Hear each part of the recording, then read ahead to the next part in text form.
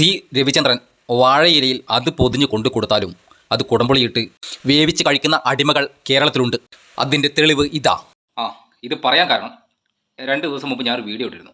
വീഡിയോയുടെ കണ്ടന്റ് എന്താണെന്ന് വെച്ചാൽ ശ്രീ രവിചന്ദ്രൻ കാണിച്ച ഒരു മണ്ടത്തരം പോസ്റ്റ് സ്ക്രീൻഷോട്ട് എടുത്ത് അതിനെതിരായിട്ട് ഞാൻ സംസാരിച്ചു. എൻ്റെ പൊന്നോ, ഒന്നും പറയണ്ട. രവിചന്ദ്രൻ്റെ വെട്ടിക്കളികൾ, അടിമകൾ, അങ്ങനെ തന്നെ ഞാൻ പറയും. എസൻസിലുള്ള ആൾക്കാരെ ഞാൻ 2 വിഭാഗമായിട്ട് ഞാൻ തിരിച്ചിട്ടുണ്ട്. അതായത് എസൻസ് പ്രവർത്തകരെന്നും എസൻസ് അടിമകളെന്നും. ഈ അടിമ വിഭാഗത്തിൻ്റെ ഒരു പ്രത്യേകത എന്താണെന്ന് വെച്ചാൽ രവിചന്ദ്രൻ എന്ത് പറഞ്ഞാലും അത് കണ്ണും പൂട്ടി വിഴുങ്ങും. ഫാക്ട് ചെക്ക് എന്ന് പറഞ്ഞൊരു സംഭവം അവർക്കില്ല. എന്നാൽ ചെറിയൊരു വിഭാഗമുണ്ട് എസൻസ് പ്രവർത്തകർ, അവരെ കൊണ്ട് വലിയ ശല്യമില്ല കേട്ടോ. അതുപോലെ തന്നെ ആ വീഡിയോ ഞാനൊരു സ്വതന്ത്ര ചിന്താ ഗ്രൂപ്പിൽ വിട്ടു. എൻ്റെ മുന്നേ അവിടെയും കിടക്കുന്നു എസൻസ് അടിമകൾ. ഒരു രക്ഷയില്ല. 2 ദിവസമായിട്ട് ചർച്ച തീർന്നിട്ടില്ല. അമ്മാർ എൻ്റെ ദേഹത്ത് അങ്ങോട്ട് കുതിര കയറുവാണ്. പോസ്റ്റ് വായിച്ച ഉടനെ വ്യക്തിപരമായിട്ട് എന്നെ അധിക്ഷേപിക്കുക എന്നുള്ളതാണ് അവരുടെ പരിപാടി. ഞാൻ എന്താണ് അതിൽ പറഞ്ഞത് എന്നൊന്നും ചിന്തിക്കാനുള്ള ബോധം അടിമകൾക്ക് പൊതുവേ ഉണ്ടാവില്ലല്ലോ. ഉടമ എന്ത് തെറ്റ് ചെയ്താലും അതിനെ ന്യായീകരിക്കുക എന്നുള്ളതാണ്, വാലാട്ടുക എന്നുള്ളതാണല്ലോ അവരുടെ ഒരു ശീലം. ഓക്കെ, കാര്യത്തിലേക്ക് വരാം. പോസ്റ്റ് എന്താണെന്ന് നോക്കാം. രവിചന്ദ്രൻ പോസ്റ്റ് ചെയ്ത് 16 മിനിറ്റ് കഴിഞ്ഞാണ് ഞാൻ കാണുന്നത്. അന്നേരം തന്നെ ഞാൻ അതിൻ്റെ സ്ക്രീൻഷോട്ട് എടുത്തു. അതിനെ പറ്റിയ ഒരു വീഡിയോ ചെയ്യുകയും ചെയ്തു.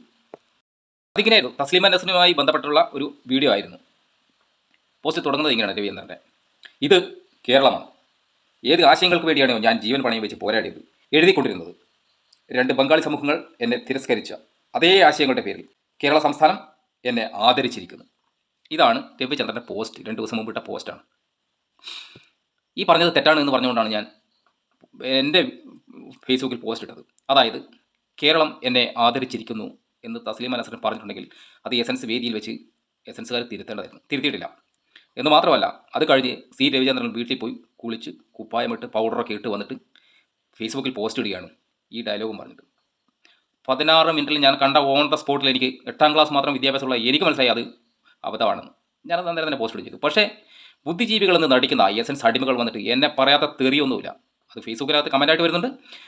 മറ്റ് സ്വതന്ത്ര ചിന്താ ഗ്രൂപ്പുകളിലൊക്കെ അവർ ഓഡിയോ ആയിട്ടും എന്നെ തെറി വിളിക്കുന്നുണ്ട്. എനിക്ക് ഗുളിക സജസ്റ്റ് ചെയ്തവർ വരെയുണ്ട്.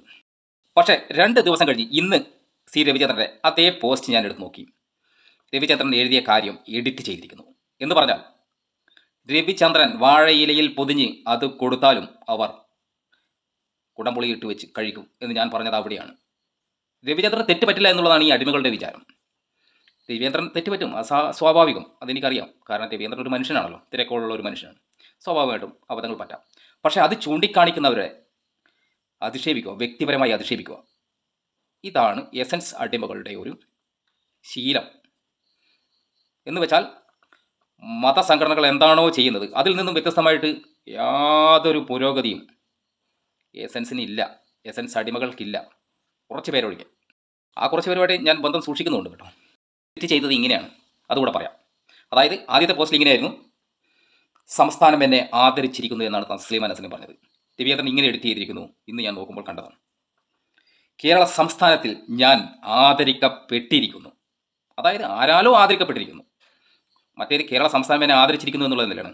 കേരള സംസ്ഥാനം തസ്ലീമ നസ്രിനെ ആദരിച്ചിട്ടില്ല എന്ന് പറഞ്ഞുകൊണ്ടാണ് ഞാൻ ഫേസ്ബുക്കിൽ പോസ്റ്റ് ഇട്ടത്. ഏതോ ഒരു സംഘടനയാണ് ആദരിച്ചത് എന്നുള്ള രീതിയിൽ തന്നെയാണ് ഞാൻ പോസ്റ്റ് ചെയ്തത്. അതേ അർത്ഥം വരുന്ന രീതിയിൽ രവിചന്ദ്രൻ പോസ്റ്റ് എഡിറ്റ് ചെയ്തിരിക്കുന്നു. കേരള സംസ്ഥാനത്തിൽ ഞാൻ ആദരിക്കപ്പെട്ടിരിക്കുന്നു എന്ന് തസ്ലീമ നസ്രിൻ പറഞ്ഞതായിട്ടാണ് രവിചന്ദ്രൻ്റെ ആ പോസ്റ്റ് നിലവിൽ ഫേസ്ബുക്കിൽ കാണുന്നത്. എസൻസ് അടിമകൾക്ക് കയറി നോക്കാവുന്നതാണ്. എൻ്റെ ആദ്യ പോസ്റ്റിൽ ഞാൻ ചോദിച്ച ചോദ്യം ഇതായിരുന്നു: കേരള സമൂഹം തസ്ലീമ നസ്രിനെ അംഗീകരിച്ചുവോ? തസ്ലീമ നസ്രിനെ അംഗീകരിക്കാൻ മാത്രം കേരള സമൂഹം പുരോഗതി പ്രാപിച്ചിട്ടുണ്ടോ?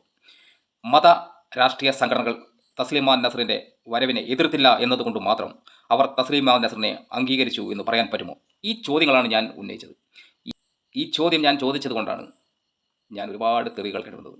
തെറിയുടെയൊക്കെ സ്ക്രീൻഷോട്ടൊക്കെ ഞാൻ എടുത്ത് വെച്ചിട്ടുണ്ട്.